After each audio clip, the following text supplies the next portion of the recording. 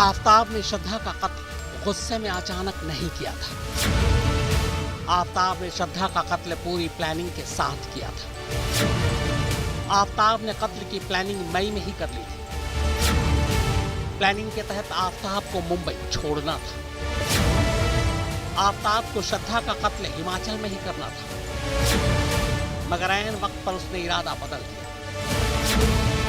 आफताब जानबूझकर गुस्से में कत्ल करने की बात कह रहा है।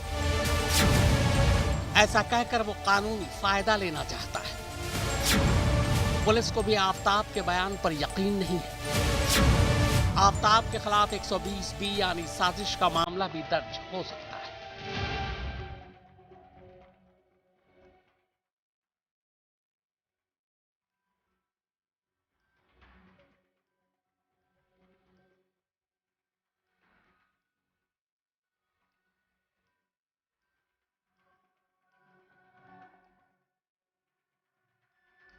पॉलीग्राफ टेस्ट के दौरान आफताब से एक सवाल बार बार पूछा जा रहा था। सवाल ये कि उसने श्रद्धा का कत्ल अचानक गुस्से में किया था या फिर सोच समझकर इसकी पूरी प्लानिंग की थी।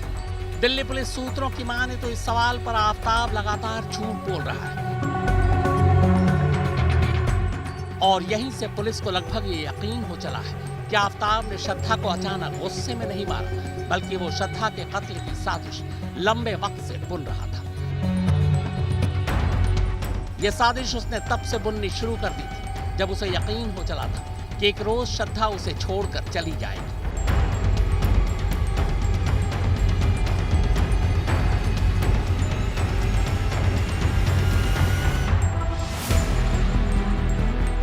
दिल्ली पुलिस के एक आला अफसर ने आज तक को बताया है कि एक बार नार्को टेस्ट कंप्लीट हो जाए, उसके बाद आफताब के खिलाफ बाकी धाराओं के साथ साथ धारा 120B भी लगाया जा सकता है। इसके लिए पुलिस के पास कई पुख्ता सबूत हैं।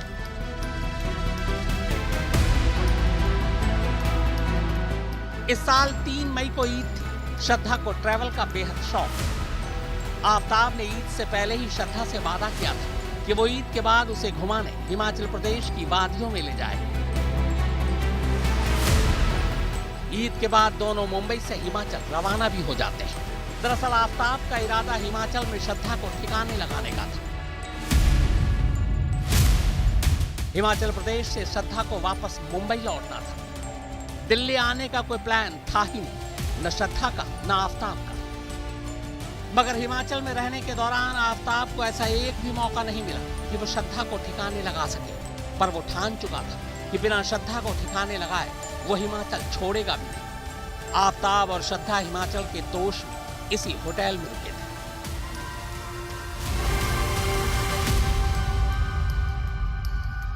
6 तारीख को करवाई थी ऑनलाइन बुकिंग। तो एक नाइट यहाँ पे स्टे किया उन्होंने। तो उसके बाद वो अपना टेंट लेके कुटला चले गए। अपनी प्रॉपर्टी है कुटला में, वहाँ पे स्टे किया उन्होंने। तो सर उसके बाद वो वहाँ से आए। दरअसल मैंने यहाँ पे क्या बोलते हैं बॉम्बे के लड़के काम कर वर्क कर रहे थे यहाँ पे मेरे यहाँ। तो सर उन्होंने पता नहीं फ्रेंड थे उनके या कुछ थे उनके, ये मेरे को मालूम नहीं था सर। तो कौन कौन आए थे वो यहाँ पे, कितने लोग थे वो? सर वो 2 ही लोग थे सर, कपल ही थे। अच्छा, वापिस कब गए वो? वापिस सर वो 8 तारीख को गए थे सर। वो बिल तो सर ठीक ही था उनका, वैसे तो नॉर्मल ही था सर। इत्तेफाक से इसी होटल में रहने के दौरान आफताब की मुलाकात बद्री नाम के एक शख्स से हुई। इत्तेफाक से बद्री दिल्ली के छतरपुर पहाड़ी इलाके का रहने वाला था।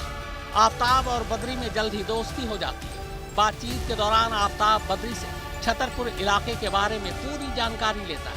उसे बद्री से ही पता चलता है कि छतरपुर दिल्ली के बिल्कुल कोने में, सन्नाटे में और आसपास घने जंगल भी।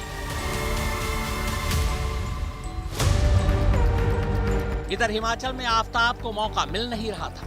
उधर दिल्ली के छतरपुर की जानकारी मिलने के बाद तब उसने पहली बार सोचा कि श्रद्धा की लाश को ठिकाने लगाने के लिए वो जगह भी अच्छी है।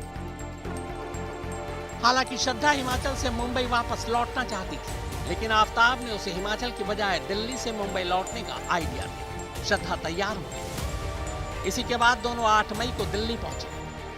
दिल्ली के पहाड़गंज के एक होटल में रुके। फिर अगले दिन दक्षिणी दिल्ली के सैदुल्ला जाह पहुंचे। इसके बाद छतरपुर और महरौली इलाके की रैकी की। फिर आफ्ताब ने बद्री से संपर्क किया। बद्री की मदद से उसने छतरपुर पहाड़ी इलाके में यह मकान किराए पर ले लिया। दरअसल ये मकान महरौली के जंगल और मैदानगढ़ी तालाब के बेहद करीब था और आफ्ताब को ऐसा ही लोकेशन चाहिए था। हालांकि बद्री आफ्ताब की तमाम साजिश से बेखबर था। आफ्ताब ने 15 मई को यह घर किराए पर लिया और उसी दिन अपने थोड़े बहुत सामान के साथ शिफ्ट हो गया। पुलिस सूत्रों के मुताबिक अगले 2 दिनों तक आफ्ताब ने आसपास के तमाम इलाकों की अच्छी तरह से रैकी की। इसके बाद उसने बहुत ज्यादा इंतजार भी नहीं किया। घर में शिफ्ट होने के तीसरे ही दिन यानी 18 मई को उसने श्रद्धा का इसी घर में कत्ल कर दिया, पूरी प्लानिंग के साथ।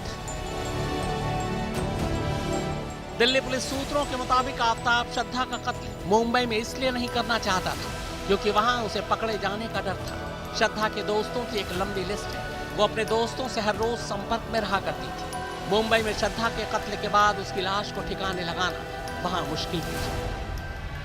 पुलिस के मुताबिक ये सारी कड़ियां जोड़ने के बाद ये साफ हो जाता है कि आफ्ताब ने श्रद्धा का कत्ल अचानक गुस्से में नहीं किया बल्कि पूरी प्लानिंग के साथ किया।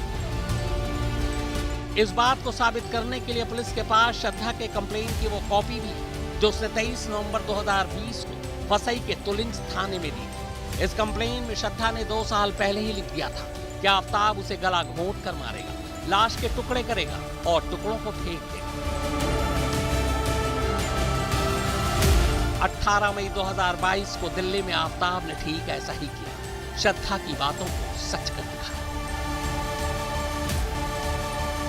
अब सवाल यह है कि आफ्ताब इतनी आसानी से वो पहले ही दिन से पुलिस के सामने ये कबूल क्यों कर रहा है कि उसने श्रद्धा का कत्ल तो किया है मगर ये कत्ल अचानक गुस्से में हो गया।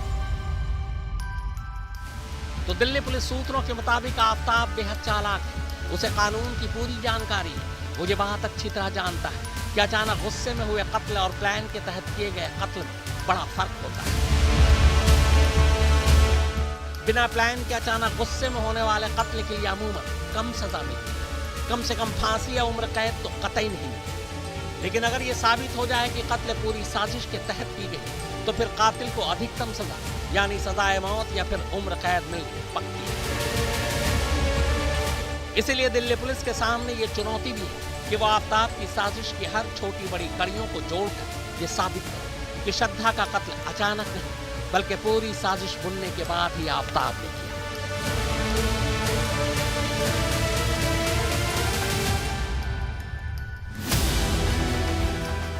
आफ्ताब कितना होशियार है इसके बारे में दिल्ली पुलिस सूत्रों ने आज तक को जानकारी दी। पुलिस सूत्रों के मुताबिक 20 मई के बाद से जब जब श्रद्धा की लाश के टुकड़े फेंकने आफ्ताब घर से बाहर निकलता वो कभी अपने साथ मोबाइल नहीं ले जाता। उसे मालूम था कि मोबाइल से आगे चलकर भी लोकेशन का पता लगाया जा सकता है, यानी किस किस रात किन किन तारीखों को किन किन जगहों पर उसने लाश के टुकड़े ठिकाने लगाए। अगर मोबाइल उसके पास होता तो पुलिस आसानी से उन तारीखों पर उसकी लोकेशन ढूंढ लेती। लेकिन आफ्ताब की चालाकी के चलते ऐसा हो नहीं पाया। पुलिस ने जब आफ्ताब के मोबाइल की जांच की तो पता चला कि 20 मई के बाद से जून के पहले हफ्ते तक हर रात उसके मोबाइल की लोकेशन उसका घर ही होता। आफ्ताब ने खुद पूछताछ में बताया कि वो अपने साथ कभी मोबाइल लेकर बाहर नहीं गया। वैसे श्रद्धा की लाश के जिन टुकड़ों को ढूंढने के लिए दिल्ली पुलिस पिछले 13 दिनों से जितनी मशक्कत कर रही है शायद इतनी मेहनत न करनी पड़ती अगर मुंबई पुलिस वक्त रहते कार्रवाई कर लेती। इस मामले में मुंबई पुलिस ने 2 बड़ी गलतियां की।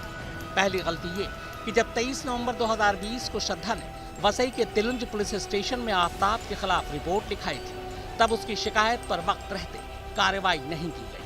अगर उसी वक्त आफ्ताब को गिरफ्तार कर लिया जाता तो ये तय था कि श्रद्धा आफ्ताब के चंगुल से आजाद हो जाती। लेकिन पुलिस ने वक्त लिया और इस वक्त का फायदा आफ्ताब ने उठाया। उसने श्रद्धा को खुदकुशी कर लेने की धमकी देते हुए एक बार फिर अपने पास बुला लिया।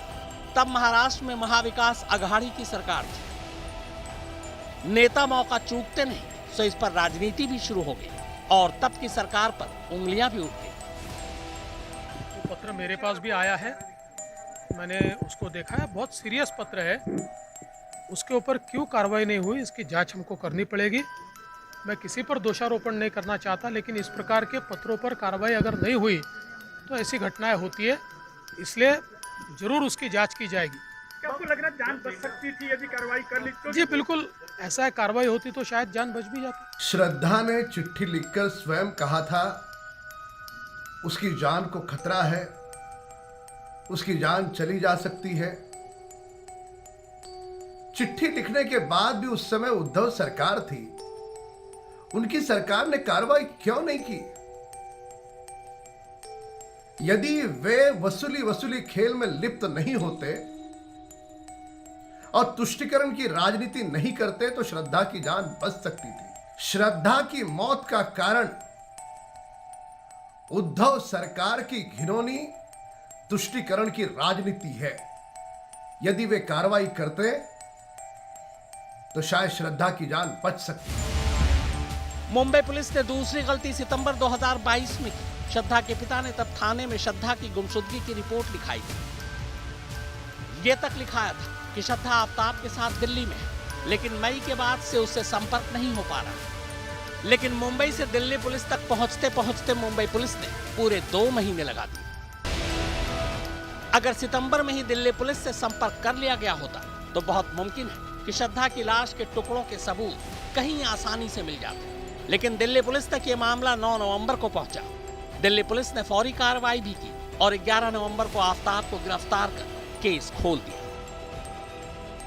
यहां गौर करने वाली बात यह है कि मुंबई पुलिस ने जब दूसरी गलती की तो महाराष्ट्र में सरकार बदल चुकी थी।